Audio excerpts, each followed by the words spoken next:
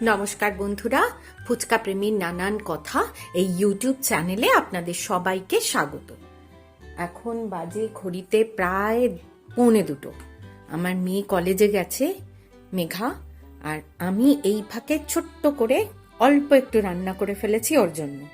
তো সেটাই আপনাদের সঙ্গে আজকে শেয়ার করছি কি কি করলাম। এমনিতে আমার শরীরটা আজকে ঠিক ভালো নেই, একটু ভাইরাল ইনফেকশন হয়েছে, তা সত্ত্বেও অল্প একটু করতে তো হবেই, নাহলে কলেজে গেছে, কলেজ থেকে ফিরে এসে আবার কি খাবে। ওদের তো থিওরি পরীক্ষা হয়ে গেছে, মানে আমার মেয়ে মেডিকেল পড়ছে, 3rd MBBS, তো তার থিওরি পরীক্ষাটা শেষ হয়ে গেছে, কিন্তু প্র্যাকটিক্যালটা এখনো বাকি আছে। তো প্র্যাকটিক্যালের জন্য ওদের এক্সট্রা ক্লাস করতে ডেকেছে কলেজে। তো কলেজে গেছে, কলেজ থেকে ফিরে এসে খাবে, প্রচন্ড খিদে পেয়ে যাবে আমি জানি। তো সেই জন্য আমি একটা ছোট্ট করে খাবার রেডি করে ফেলেছি ওর জন্য, এই আপনাদের একটু শেয়ার করছি।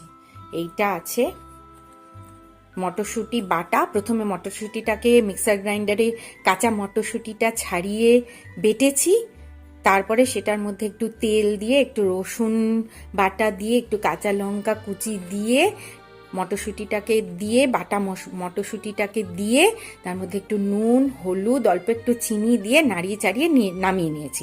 এটা আমার মেয়ের খুব প্রিয় খাবার, এটা ও খেতে খুব ভালোবাসে। জানি না আপনারা খান কি না, এটা আপনাদের মধ্যে কজন খান, বাট এটা তৈরি করে খেতে পারেন, এটা খুব ইজি, খেতে কিন্তু খুব ভালোই লাগে।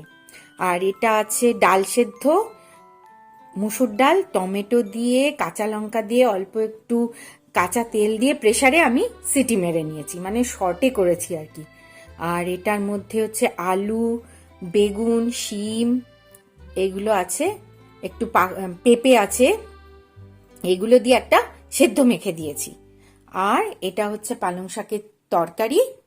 আর এখানে হচ্ছে চিংড়ি মাছ আছে, গলদা চিংড়ি, ছোট সাইজের গলদা চিংড়ির ওই কষা কষা মতো করে নিয়েছি, আর ভাত করেছি।